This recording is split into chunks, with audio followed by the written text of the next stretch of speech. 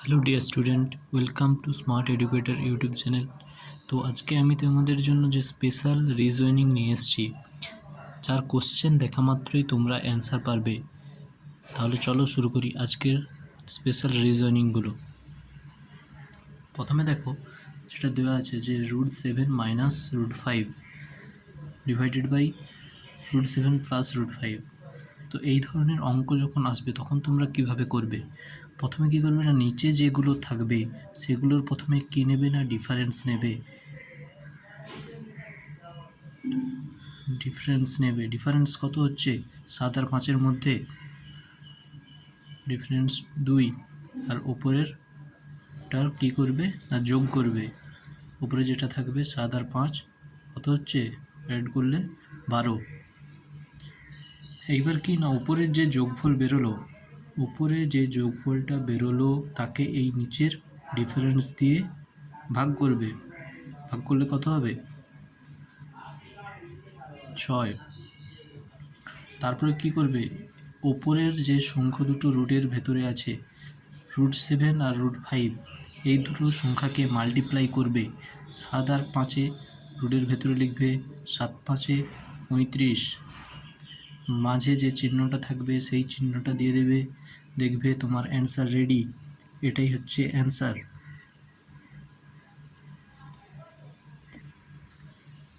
তো option D answer বেরিয়ে গেল।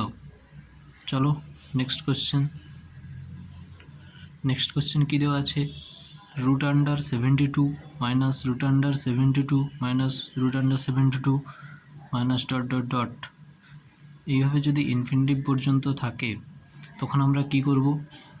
এই ধরনের অঙ্ক করার সময় আমাদের কি করতে হবে না, রুটের ভেতরে যেই সংখ্যাটা থাকবে এটাকে প্রথমে আমরা ভেঙে নেব, কি না যতটা কাছাকাছি ভাঙা যায়। এবার সেইটা কত, যদি 8 9 72 করি, 9 × 8, এদের মধ্যে বিয়োগফল কত? 1। এখানে কিছু নেই, মানে এখানে 1 আছে। তাহলে এইটা আশা করি বুঝতে পেরেছ। তো তখন আমাদের অ্যান্সার কোনটা হবে? এই যে আমরা ভাঙলাম 9 × 8, এখানে যে মাইনাস চিহ্ন আছে, মাইনাস চিহ্ন মানে কোনটা নেব আমরা? মাইনাস চিহ্ন থাকলে আমরা ছোট যে সংখ্যাটা সেটা নেব, মানে এখানে 8টা ছোট, তাই অ্যান্সার কত হবে না, 8 হবে অ্যান্সার। তো option A is the right answer. তারপরের অঙ্কে চলো। তাহলে কত আছে?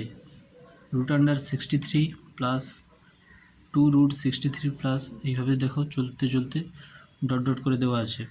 তো এটাকেও আমরা ঠিক একই রকমভাবে ভাঙবো। তো তারও যেন এমনভাবে ভাঙবো যাতে তাদের বিয়োগফলটা 2 হয়। আমরা যদি একে 9 × 7-এ ভাঙি, তাদের মধ্যে বিয়োগফল কত? 2 হচ্ছে। তো এখানে যেহেতু 2 আছে, তো আমরা সেইভাবে ভাঙবো সংখ্যাটাকে।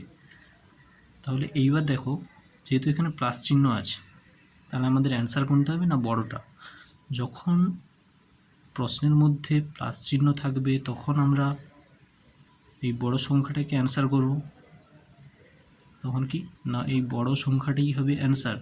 আর এইখানে দেখো, এখানে যেমন মাইনাস চিহ্ন ছিল, তো এখানে ছোট সংখ্যাটাই অ্যান্সার হবে। যখন মাইনাস চিহ্ন থাকবে তখন ছোট সংখ্যাটি হবে অ্যান্সার, আর যখন প্লাস চিহ্ন থাকবে তখন বড় সংখ্যাটি হবে অ্যান্সার। তাহলে এখানে বড় সংখ্যা নয়। তাহলে দেখো অপশান সি, এটাই হবে রাইট অ্যান্সার। তারপরে নেক্সট অঙ্কে চলো। দেখো একই রকম অঙ্ক দেওয়া আছে, √88 মাইনাস 3√88 মাইনাস 3√88 মাইনাস 3, এইভাবে ডট করে আছে। তো যখন এই ধরনের অঙ্ক থাকবে, এখনই বললাম যে আমাদের রুটের ভেতরের সংখ্যাটাকে প্রথমে দুটো এমন সংখ্যায় ভাঙবো যাতে তাদের বিয়োগফলটা রুটের এই সাইডে যে সংখ্যাটা থাকবে সেইটা যেন হয়। একে যদি আমরা 11 আর 8-এ ভাঙি, তাহলে দেখো এদের মধ্যে ডিফারেন্স কত? 3 হচ্ছে। তো তাহলে তখন আমাদের যেহেতু মাইনাস চিহ্ন আছে, তখন হবে স্মল, ছোট যে সংখ্যাটি সেটি হবে অ্যান্সার। তাহলে option C is the right answer. আর পরের অঙ্কে চলো। যখন দেওয়া থাকবে if 1/1 plus 1/b plus 1/c, তখন কার ভ্যালু বের করতে হবে? না a প্লাস b প্লাস সির ভ্যালু। এই ধরনের অঙ্ক আমরা কিভাবে করব? 9কে 26 দিয়ে ভাগ করব। ভাগ প্রক্রিয়ায় গসাগু যেভাবে করা হয় ঠিক সেইভাবে আমরা ভাগটা করব।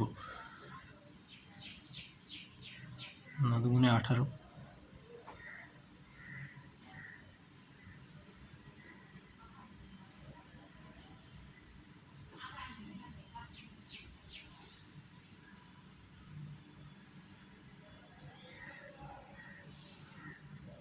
তাহলে এটা হচ্ছে আমার এ, এটা হলো বি, এটা হলো সি।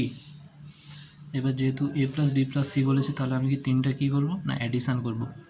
তাহলে 2 থেকে 3 আর 3 12, সরি 11, 2 প্লাস 1 প্লাস 8, তো অ্যান্সার হচ্ছে 11।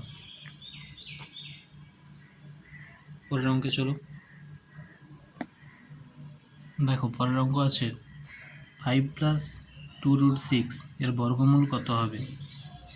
তো যখন এই ধরনের অঙ্ক থাকবে তখন আমরা কিভাবে করব? তখন কি না জাস্ট 6টাকে ভাঙবো। 6টাকে ভাঙলে 2 আর 3,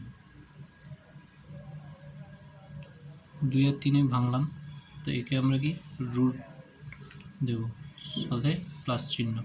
এখানে যেহেতু প্লাস চিহ্ন আছে তাহলে এটাই হবে অ্যান্সার। তো